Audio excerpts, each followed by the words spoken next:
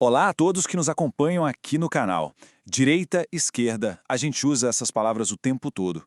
Mas será que paramos para pensar no que elas realmente significam? Pois é. E na nossa análise de hoje, vamos desvendar a origem dessa divisão que está no centro do debate político não só no Brasil, mas no mundo inteiro. Então, vamos lá.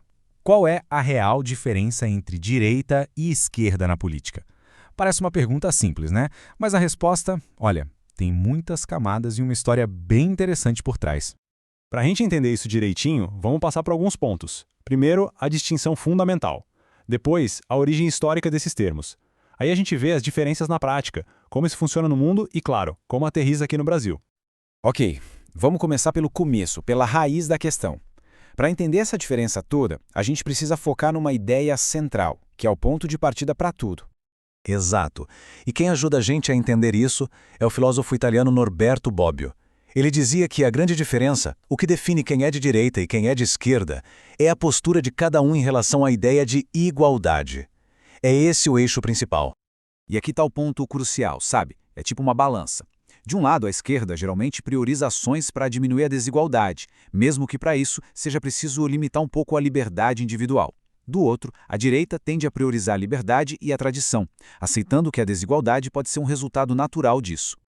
Mas por que esquerda e direita? De onde saíram esses nomes? Curiosamente, a resposta não está num livro de teoria política, mas literalmente no lugar onde as pessoas se sentavam numa sala mais de 200 anos atrás.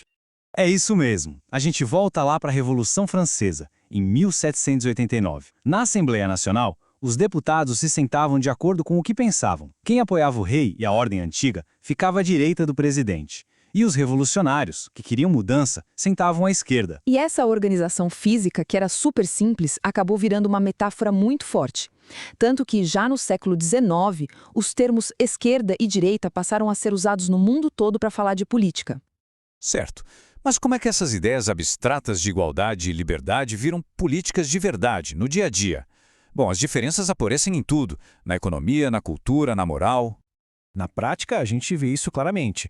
Na economia, a esquerda costuma defender mais intervenção do Estado, redistribuição de renda, já a direita geralmente aposta no livre mercado, na propriedade privada, e na parte social, a esquerda foca nos direitos de minorias, enquanto a direita tende a defender a preservação de tradições e valores religiosos. E vale sempre lembrar, né? Isso aqui são tendências gerais. Dentro da própria esquerda, da própria direita, existe uma variedade enorme de opiniões. E claro, esses conceitos não são uma forma de bolo. O que significa ser de direita ou de esquerda muda bastante dependendo do país e do seu contexto. Se a gente olha para a Europa, por exemplo, existe uma tradição forte de social-democracia, que é de esquerda. Mas hoje a gente vê um crescimento da direita populista.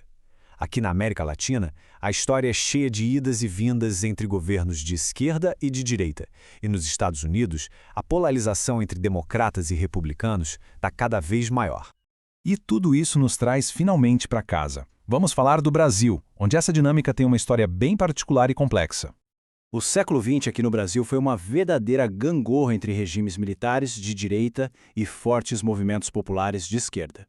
Com o fim da ditadura, ali depois de 85, os partidos de esquerda se fortaleceram bastante. Só que, nos últimos anos, o cenário mudou muito. O país entrou numa polarização política intensa, com um fortalecimento bem grande da direita. Isso tudo reflete divisões muito profundas na nossa sociedade sobre economia, direitos e qual o rumo que o Brasil deve tomar. Mas, com o mundo ficando cada vez mais complexo, tem gente que já começa a questionar se essa divisão ainda dá conta do recado. O sociólogo Anthony Giddens, por exemplo, falou numa terceira via, uma tentativa de juntar o melhor dos dois mundos, eficiência econômica com justiça social. Uma ideia que joga a luz sobre o desafio que a gente vive hoje.